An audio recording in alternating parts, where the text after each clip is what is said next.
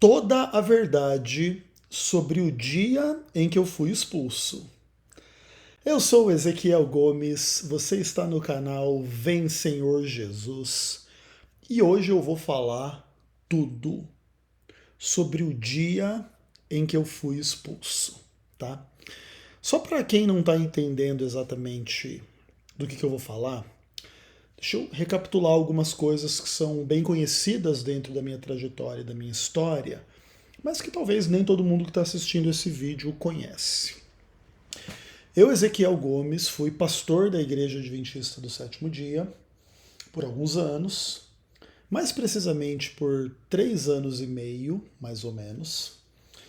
E eu fui expulso da igreja, né, no sentido assim do ministério, o que não tem que ver com a minha filiação à organização adventista.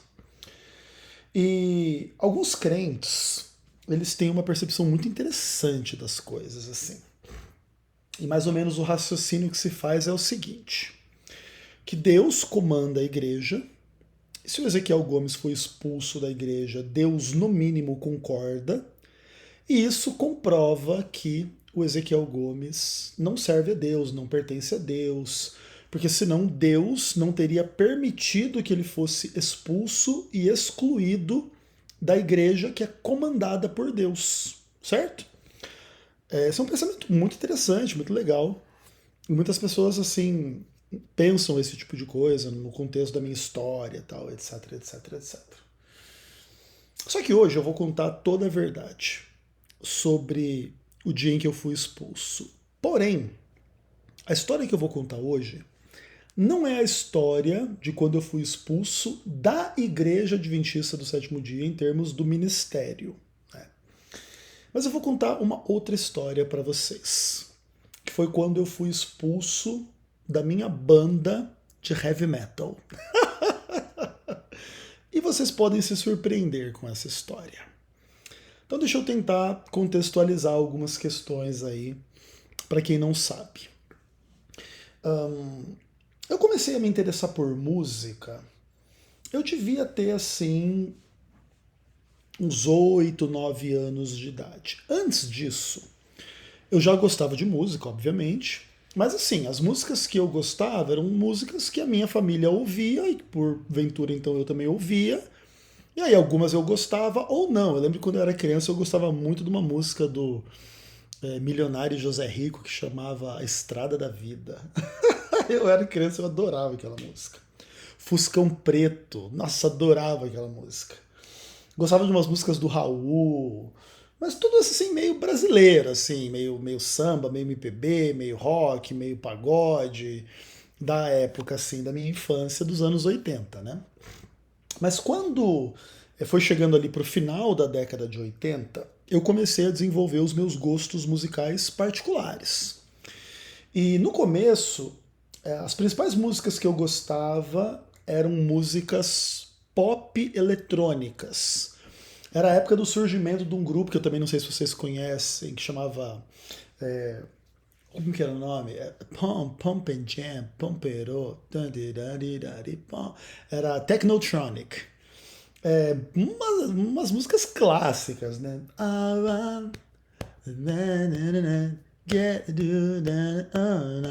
Make my day. Eu não lembro a letra, enfim, etc. Muito louco, assim. De vez em quando eu relembro, assim, umas velharias dos anos 80, assim.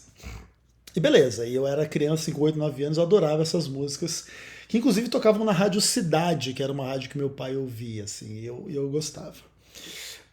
Só que quando chegou ali no comecinho da década de 90, quando eu fiz 10 para 11 anos, foi a época que o Guns N' Roses deu uma estourada. E eu lembro, inclusive, que um dos eventos que mudou a minha vida foi o lançamento do videoclipe de uma música chamada November Rain, do Guns N' Roses, no Fantástico.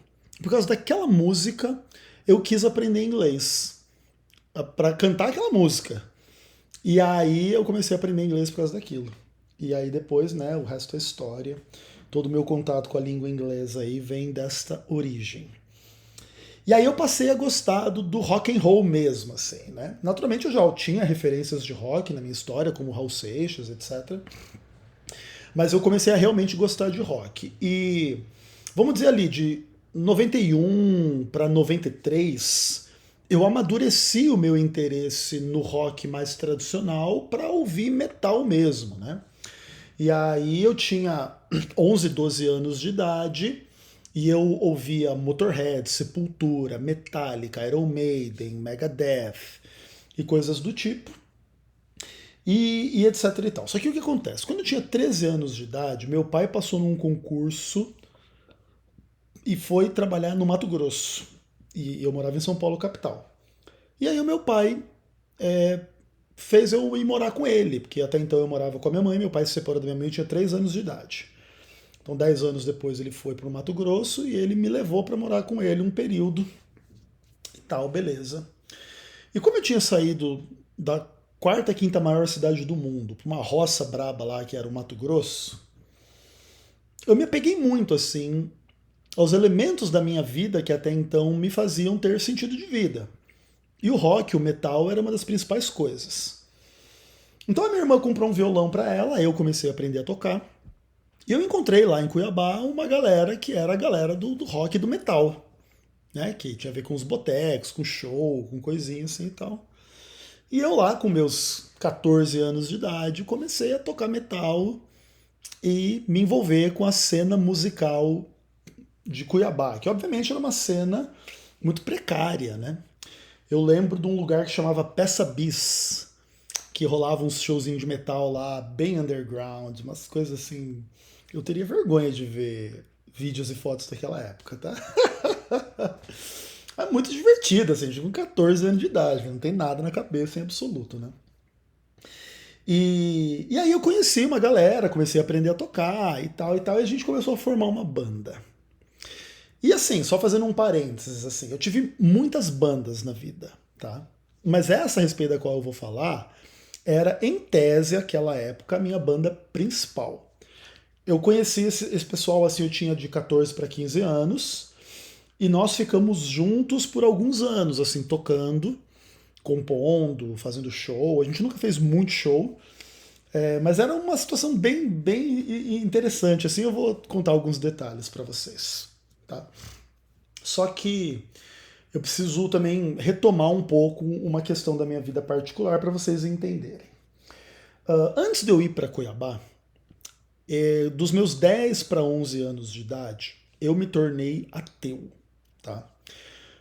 Por várias razões, eu comecei a refletir a respeito das referências teístas e cristãs que tinham ao meu redor. Minha família nunca foi muito religiosa, mas a gente vive no Brasil, cultura católica. Minhas irmãs estudavam em colégio de padre, de freira lá, São Vicente, tal, etc. E então a gente, né, tinha essa noção assim, ai, Deus abençoe, vai com Deus, ai, não sei o quê, coisas do tipo. E que Deus é bom, e que Deus existe, que Deus é aquilo, que Deus é isso. E eu, raciocinando lá na minha cabeça com 10, 11 anos de idade, cheguei à conclusão: isso tudo é mentira. Isso tudo é balela. Deus não existe. E eu me tornei ateu. Aí beleza, aí fui para Cuiabá, metaleiro do rock. Na época eu não era careca, tinha cabelo, meu cabelo sempre foi grande. É um fiapo de ser humano assim, né? Magrelo e cabeludo. Muito engraçado devia ser. Era, com certeza. E tal, e beleza. E fui pra lá e comecei a tocar, e comecei a fazer banda. E aí, assim, tipo, eu conheci uma galera interessante, assim. Era um casal de irmãos, eles nasceram na Alemanha, e o pai deles tinha alguns problemas de saúde. E piorava no inverno, em contexto de poluição, não sei o quê. E o pai dele meio que procurou assim um lugar melhor, assim, mais saudável para ele viver. Eu não sei bem qual foi o contexto que o cara veio parar no Brasil e foi lá conhecer o Pantanal e aí meio que foi morar no Mato Grosso. Foi morar na capital, em Cuiabá. E esse casal de filhos dele, era o Félix e o Ferdinand, eles eram alemães e vieram para o Mato Grosso para morar no Mato Grosso. Chegaram na escola, tipo, só falavam alemão os caras, e foram aprender português lá do nada, né? Isso quando eles eram um pouco mais novos, antes da gente se conhecer. E lá no colégio, eles conheceram um outro cara que chamava Rodrigo, e beleza, e o Rodrigo lá Se tornaram amigos, os três. E alguns anos depois, a gente se conheceu, nem lembro como que a gente se conheceu, em boteco, provavelmente. E aí a gente começou a compartilhar esses interesses, né, em questões de música. Eu já tinha bandazinha de colégio, já tocava, fazia uns showzinhos, tocava uns botecos, tal, não sei o quê. Conheci esses caras, a gente começou a bater papo e os nossos gostos musicais batiam, né? Então a gente curtia muito Slayer e umas coisas já que começavam a ficar um pouco mais pesadas do que o rock and roll e o metal mais normalzinho, assim, né? Era de Sepultura pra lá, assim. E beleza e tal, a gente era todo mundo jovem. E aí como que era?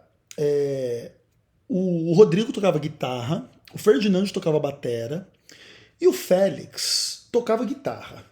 E eu tocava baixo. E aí nós falamos, vamos fazer uma banda, né? Fazer uma banda e pá, e começamos a ensaiar e não sei o que. E aí tinha todos uns contextos, assim. O Rodrigo, ele era filho do prefeito de Cuiabá. Então ele tinha, assim, tanto dinheiro quanto influência política no contexto do rolê ali. E beleza, ok e tal. Então a gente tinha uma certa estrutura. Não era rica, não era maravilhosa, mas a gente tinha uma estrutura. Lá na casa do Félix e do Ferdinand. Então tinha uma batera, tinha o nosso estúdio com os nossos amplificadores, nossos instrumentos, e a gente ficava lá o dia inteiro gritando e tocando e tirando som e tocando Slayer, sei lá o quê. Beleza.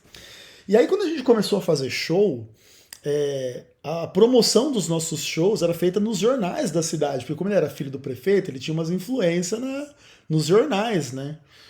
E beleza, e a gente começou a fazer show e tal, não sei o que, era uma coisa meio divertida, assim, eu confesso pra vocês. Só que aí começam algumas questões interessantes.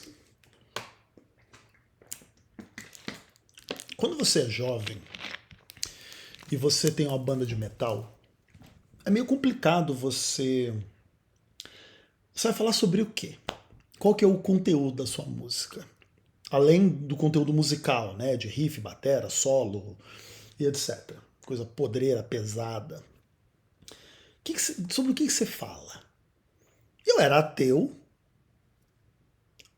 e os meninos tinham umas crenças meio estranhas. E a gente começou a fazer o básico das crianças de 15, 16 anos de idade, que é falar sobre o demônio, né? Tipo, era isso que a gente fazia, né? Então era só música do tipo, tudo em inglês, obviamente. Né? Vamos tripar todo mundo, arrancar seu sangue, sua cabeça, e vamos te matar, e vamos louvar a Satanás eternamente. Esse era o tipo do contexto do rolê, assim, entendeu? Uma coisa incrível, assim. Maravilhoso, né? Tudo retardado mental, assim, obviamente. Só que eu era ateu, eu não acreditava em nada daquelas coisas. Só que especialmente o Rodrigo, ele era um cara que eu até nem sabia tanto no começo, e aquilo começou a se revelar um pouco depois. Ele era um cara que começou a se envolver de fato com ocultismo e magia negra e rituais e etc. Tá? Então, é uma coisa interessante que esses caras eles nunca me chamaram exatamente para participar dessas coisas. Porque eu acho que eles sabiam qual seria a minha postura. Porque assim, na minha cabeça, eu era completamente ateu, eu não tinha nenhum interesse em questões espirituais e religiosas, nem do lado de Deus, muito menos do lado do diabo, entendeu?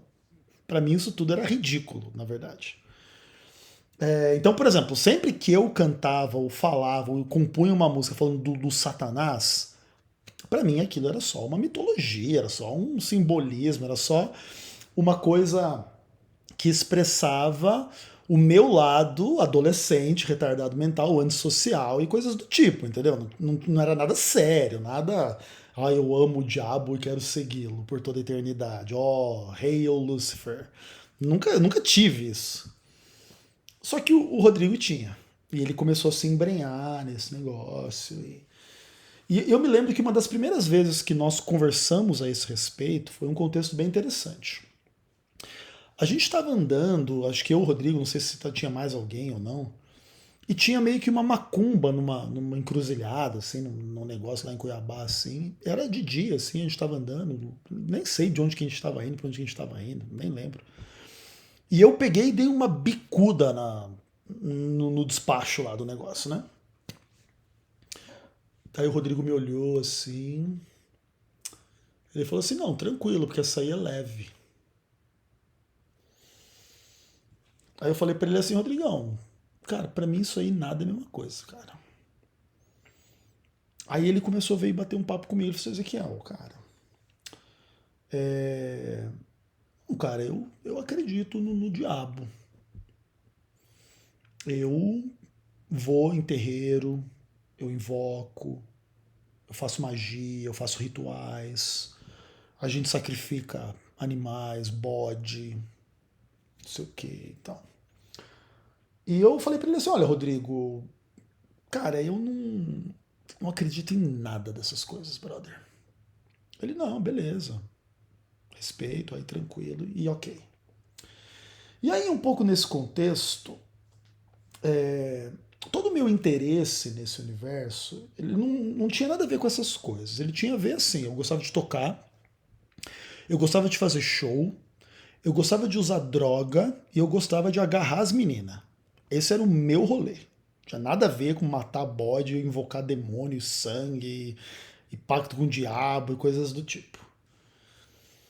Só que dentro da banda a gente tinha uma dinâmica interessante. Que é assim, ó. Eu sou meio que líder natural em tudo que eu faço. Tá? É da minha natureza. Então, no processo de liderança da banda, tanto eu quanto o Rodrigo éramos líderes. O Rodrigo mais, porque ele tinha mais dinheiro, geralmente quem tem mais dinheiro manda. Mas eu também não ficava atrás em termos de grana. Só que eu tinha uma qualidade, uma característica meio complicada de competir comigo, porque eu sou um cara muito criativo em termos de composição. Então, sei lá, vamos dizer que a banda tinha 10 músicas, 6, 7 era minha, entendeu?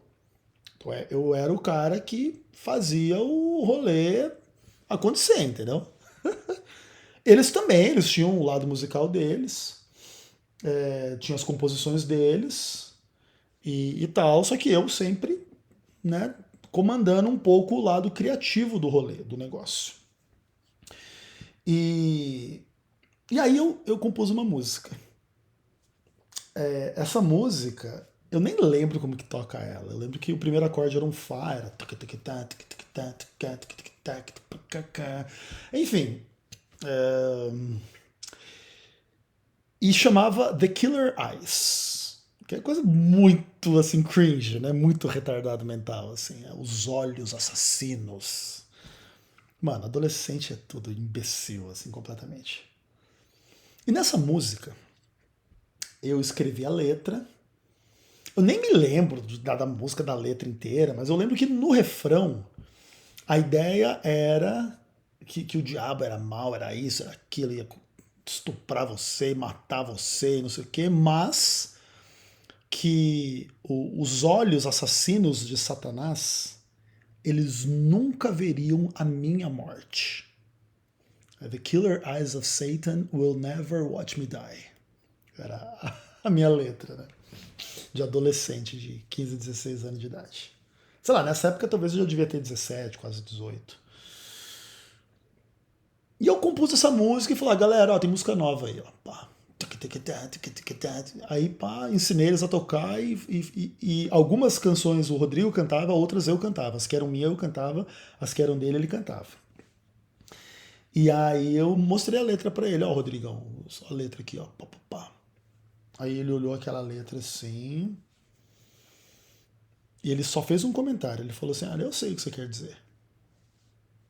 Eu falei: pois é. Ok, passou um tempo ali.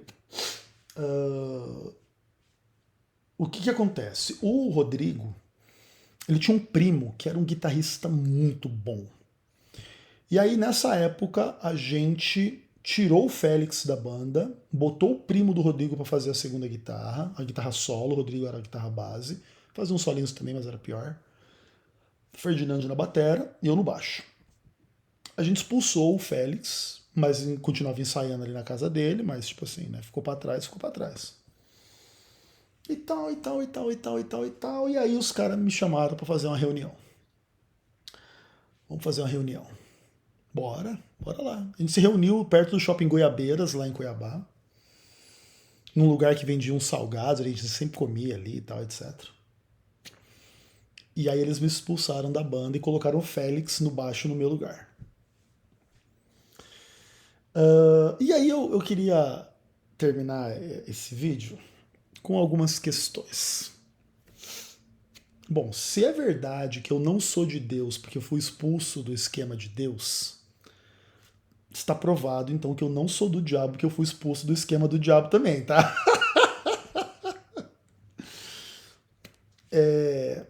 Essa banda, ela continuou a existir, ela mudou o estilo de música. Na época a gente fazia um thrash death. Eles viraram um negócio meio death extremo, assim, ridículo, horroroso. Eu tenho vergonha de ter participado desse negócio na minha vida. De vez em quando, eu coloco o nome da banda no Google e dou uma olhada como é que estão os caras, o que eles estão fazendo. Tem uns releases, tem umas músicas, tem uns negócios assim. Nossa, cara, eu tenho profunda vergonha. O último contato que eu tive com o Rodrigo foi muito interessante. O Rodrigo era meu irmão. O Rodrigo era meu amigo. A gente era muito amigo. Só que esse lance da religião satânica aí separou a gente completamente. Porque eu era completamente ateu, eu fui zombar do bagulho na música. Ele não curtiu. E depois de um tempo eu me tornei cristão e eu fui para Cuiabá e eu fui falar com o Rodrigo. Eu fui lá na casa dele, fui lá bater um papo, bati lá. E aí, Rodrigo, oh, esse aqui há quanto tempo? Pá, pá, pá. Ele me levou, agora ele tinha um estúdio na casa dele, não era mais na casa do Félix e do Ferdinand, porque acho que inclusive ele tinha brigado com o Ferdinand, tinha outro batera. Brigado com o Félix também, era outro baixista, era outro rolê, assim, era só ele com outros caras, com o mesmo nome. E eu lembro que eu entrei no estúdio e tinha uma caveirona de um bode em cima dos bumbos da batera, né? E eu tinha me tornado cristão. Só que o Rodrigo não sabia, né? E eu fui bater um papo com ele. Ô, Rodrigo, todo mundo aqui na banda agora, a banda nova, né? Todo mundo é do Satanás, todo mundo tá junto nesse esquema aí. Ele falou, pô, cara, agora sim, cara, agora nós encontramos o time que está alinhado com o diabo e a gente sente o poder de Beelzebub aqui e tal. Eu falei, ah, legal, interessante. E assim, Rodrigo, como que você vê assim hoje os objetivos da banda? Vocês estão felizes, estão produzindo e tal? Sim, cara, a gente tá produzindo, nós estamos gravando um novo disco. E, cara, o nosso objetivo é destruir os cristãos. A pessoa que pensa coisas desse tipo, você imagina, né? Eu olhei pro Rodrigo assim, eu falei assim, Rodrigo, eu me tornei um cristão, cara. Ele baixou a cabeça e falou assim, cara, você sabe que a gente sempre foi amigo e eu respeito você e você me respeita. Eu falei, não, Rodrigo, eu respeito você e eu amo você, eu sempre gostei muito de você. Só que por causa do que você falou, eu nunca mais vou falar com você. Eu nunca mais vou vir aqui. Eu nunca mais vou ter contato com você. E assim aconteceu. Eu nunca mais falei com o Rodrigo. Eu, assim, não teria problema particular de bater um papo com ele, é um cara importante na minha vida, foi um grande amigo meu. E mas o fato é que nunca mais a gente teve contato. E assim, o que acontece assim, galera? Eu entendo uma coisa assim bastante importante. E é bem legal para mim contar essa história para vocês. A minha personalidade particular, ela naturalmente vai na direção de questionar as coisas, tá? eu não sou o cara assim que tem a personalidade de gado em geral, assim, isso em nenhuma esfera. Eu sempre fui um cara questionador em relação às coisas. E naturalmente, os meus questionamentos em função da fé adventista, as burrices, os legalismos, as hipocrisias, as maldades, a coisa errada dentro do adventismo, obviamente me colocou em rota de colisão. A minha percepção do que está errado na política, na economia, na sociedade, também me coloca em rota de colisão com um monte de gente que acredita em Lula, em Bolsonaro, todo esse tipo de lixo que existe por aí. Mas essa era a mesma postura que eu tinha no meio dos satanistas. Também me colocava em rota de colisão com eles. E o que eu entendo em função disso é que questionar as pessoas, questionar os grupos, questionar as estruturas de poder e quem tem poder dentro dos grupos, etc., é uma tarefa necessária, mas muito inglória. É natural que a gente sofra retaliação em função da gente ter um espírito crítico mais livre, da gente poder criticar, zombar, botar o dedo na ferida. E essas características são as verdadeiras características que me fizeram ser expulso do reino de Deus e do reino do diabo também.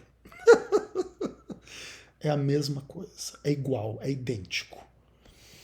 E eu queria, né, compartilhar isso com você. Já faz alguns dias que eu tô para gravar esse vídeo aqui. E aí hoje acabou que deu certo. E em certo sentido, assim, apesar de eu pagar um preço até meio caro em certo sentido, em termos psicológicos e sociais, por eu ser quem eu sou, eu tenho muito orgulho de ser fiel às minhas convicções. Tanto quando confrontado com um lado quanto com o outro. Não quer dizer que eu sou o dono da verdade. Até porque se eu fui expulso do reino de Deus e do reino do diabo, o que me sobrou, né? Purgatório, o limbo, os campos elíseos. E naturalmente eu tinha os meus pecados, que eram do diabo, né?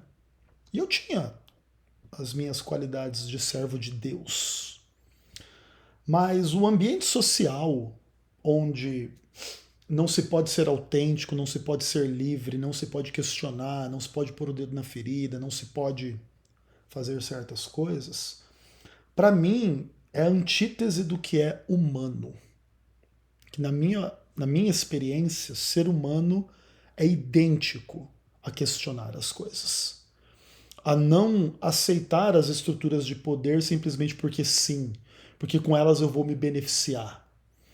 Se eu, ao invés de ter feito música contra o diabo na minha banda satânica, eu tivesse feito música do jeito que eles queriam, talvez eu teria mais dinheiro, mesmo que eu não tenha sucesso, porque eles não têm sucesso, né? Mas talvez comigo teriam. Não sei, mas também pouco importa.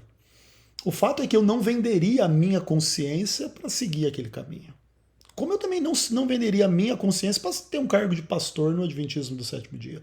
E para mim, ambas as situações são idênticas, em certo sentido. Porque elas não têm que ver exatamente com servir ao diabo ou a Deus, mas sim agradar quem está no comando. E na minha vida, quem está no comando sou eu. Não é quem quer me pautar como eu preciso servir ao diabo para estar com vocês, ou eu preciso servir a Deus do jeito de vocês para estar com Deus ou com vocês. E se eu tenho que não estar com essas pessoas para ser eu tô aqui sozinho, mas eu sou eu. E eu gosto de ser eu a despeito dos meus defeitos, problemas e pecados. Muito interessante para mim essa história. Bem legal e fico feliz em compartilhar. Forte abraço, até o próximo vídeo.